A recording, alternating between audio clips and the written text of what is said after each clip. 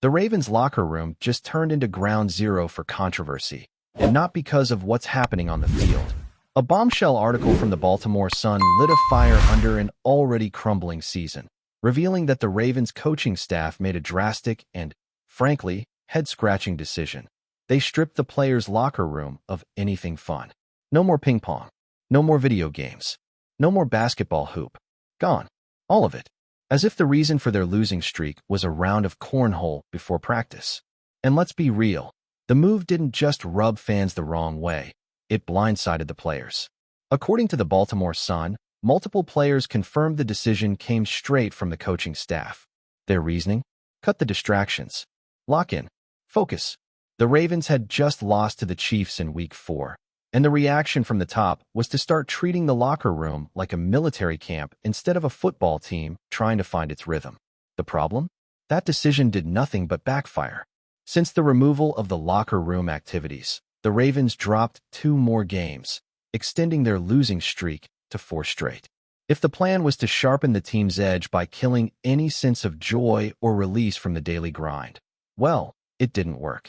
And now, players are quietly pushing back, even if anonymously, because the move took away the very things that help a team breathe during a season that's already stressful enough.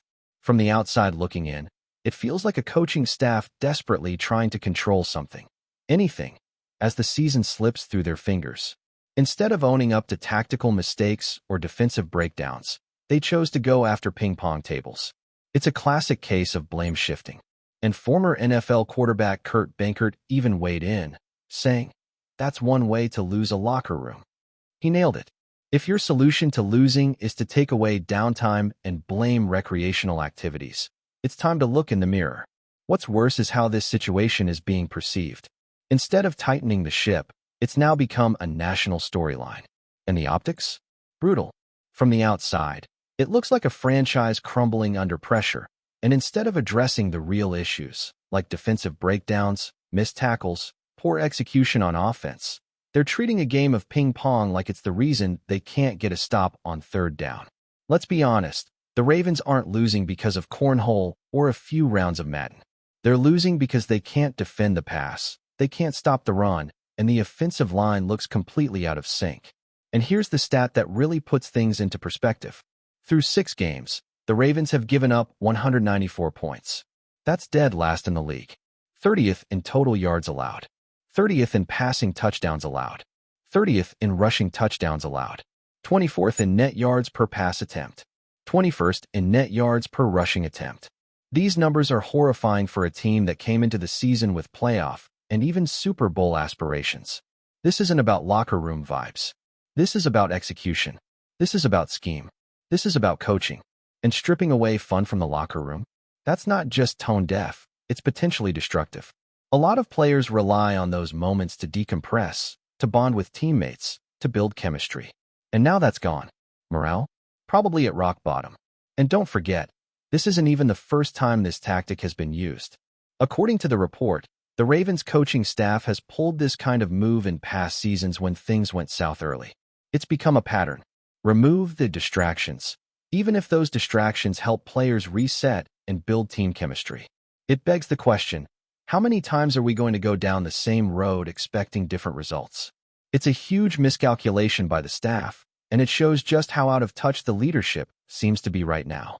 You want to fix the season? How about start by fixing the defense that's giving up nearly 33 points per game? How about figure out why your offense looks flat and out of rhythm, or why your quarterback is constantly running for his life behind a crumbling offensive line? Instead, the conversation is about ping-pong tables. And that's just embarrassing. Even worse, when you zoom out, you start to see a pattern of mismanagement that extends beyond just this one decision. There's been questionable play calling, miscommunication on both sides of the ball, and flat-out failures in personnel decisions. The injury bug has hit, sure, but every team deals with injuries. This is deeper than that. This is about leadership. This is about vision.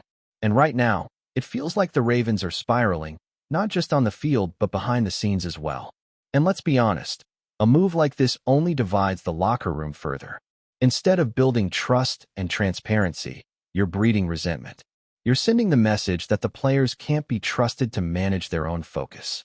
And that's not how you win in the NFL. That's how you lose the locker room, and fast. So here we are. Week 8 approaching. The Ravens are sitting at 1 win and 5 losses, with one of the worst defensive units in the entire league, an offensive line in shambles, and a locker room stripped of anything resembling joy or team bonding. And the coaches are acting like that's going to fix it? Spoiler alert, it won't. This team has deeper problems. Tangible problems. Schematic problems. Execution problems. Mental mistakes. Leadership issues. And instead of addressing any of those, the coaching staff decided to clamp down on vibes. That's not leadership. That's desperation. And now, they've got a full-blown distraction on their hands. The exact thing they were trying to avoid. Every national outlet is picking it up. Players are leaking frustrations anonymously. Former pros are calling out the coaching strategy. And the fans? They're fed up. Because this is not the team they were promised in the offseason. This isn't the identity that Baltimore football is supposed to be about. You can feel the frustration boiling over. And if the Ravens don't turn this around, and fast, this locker room drama might just be the tipping point of a completely lost season. While the locker room drama continues to boil, there's another issue picking up steam inside the Ravens building. And this one might be just as critical, the offensive line. More specifically, the glaring problem at right guard. Daniel Faalele's performance has been under the microscope all season long, and now the pressure to make a change is reaching a breaking point. Fans have been calling for it for weeks. Analysts have pointed it out repeatedly. And after the Rams game, even John Harbaugh's tone seemed to shift, hinting that change might finally be on the table. Here's the situation. The Ravens' offensive line, as a whole, has been underperforming since week 1. But the right side has been particularly brutal. Faalele, a massive, physically gifted lineman who was expected to take a step forward this season, simply hasn't delivered. His struggles in both pass protection and run blocking have been costly. Lamar Jackson is constantly under pressure. Holes aren't opening up for the run game. And as each week passes, the frustrations keep piling up. But it's not just Faalele. The entire group has regressed. Ronnie Stanley, once considered one of the best left tackles in the league, has dealt with injuries and inconsistency. Andrew Voorhees, while showing some flashes, has failed to find his footing. Tyler Linderbaum has been the lone bright spot, ranking high among centers across the league, but he's been surrounded by weak play on both sides. Roger Rosengarten on the right edge has also taken a step back. The whole unit has become a liability. According to Pro Football Focus rankings through 6 games, Stanley is sitting at 24th among tackles. Voorhees is ranked 40th among guards. Faalele is down at 45th, and Rosengarten is 38th. Linderbaum, the anchor in the middle, is up at 4th among centers, but even he can't hold it all together with the chaos happening around him. It's a domino effect. One weak link impacts the whole line, and right now the Ravens have multiple. This isn't a new issue. Offensive line depth was one of the biggest concerns heading into the season, and nothing was done to seriously address it. The front office gambled on inexperienced players and internal development. Now that gamble is exploding in their face. Patrick McCurry, who was once their versatile backup capable of filling in across the line, is gone. And they haven't replaced that kind of value or experience. Instead, they're leaning on raw players who aren't ready for the spotlight. And here's the most frustrating part for fans and analysts alike. It feels like the Ravens are just watching it all happen without making the adjustments. That's why John Harbaugh's comments after the Rams game turned heads. When he said, "Everything's on the table" regarding the offensive line, it was the first real signal that maybe, just maybe, they were open to shaking things up. And according to reports, the coaching staff is seriously considering it. Guys like Ben Cleveland or even Corey Bullock could be given a shot after the bye week. Is that the solution? Maybe not. But at this point, trying something different seems better than running back the same group that's been struggling all season. That old saying about insanity, doing the same thing over and over expecting different results, feels like it was written for this Ravens offensive line. They've had more than enough chances to show improvement. Now it's time to try something else. But there's one more layer to this, and it's the internal politics of the locker room. Because this isn't just about performance. It's about loyalty, about favorites, and about who's in John Harbaugh's circle. Players like Faalele, by all accounts, are Harbaugh guys. And when you're one of Harbaugh's guys, it takes a lot to get benched. We've seen it before. Whether it's performance, injury, or anything else, some players have a longer leash than others. On the flip side, when a player ends up in Harbaugh's doghouse, like Ben Cleveland clearly has, it's almost impossible to get out. And that's what makes this situation even more complex. Because even if Cleveland or Bullock might give the team a better chance, there's no guarantee Harbaugh is willing to make that call. It becomes less about competition and more about internal politics. That's a dangerous game to play when your season is slipping away. And we haven't even touched on the quarterback situation. Lamar Jackson has been asked to carry this offense on his back every single week. And behind this offensive line, he's constantly having to make something out of nothing. When he's on the field, he can mask a lot of the issues. He's that dynamic. He can turn broken plays into 20-yard runs or sidearm a pass while dodging 3 defenders. But when he's not on the field, when the backup has to step in, that magic disappears. Cooper Rush is not Lamar Jackson. Nobody is. And that's the problem. This offense was built around Lamar's ability to extend plays, to elevate the line, to make things happen with his legs and his instincts. Without him, the offensive line's flaws are fully exposed. They can't be hidden behind superstar playmaking anymore. And you saw that in the Rams game. You saw it in the loss to Houston. The line crumbles, the offense stalls, and suddenly you're asking your defense, one of the worst in the league statistically, to save you. It's not sustainable. Not for a team that came into the year with Super Bowl expectations.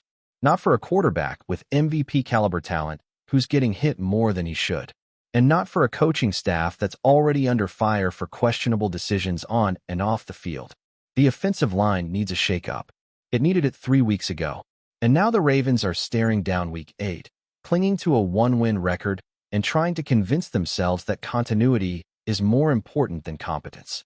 But if the line keeps collapsing, it won't matter how talented Lamar Jackson is.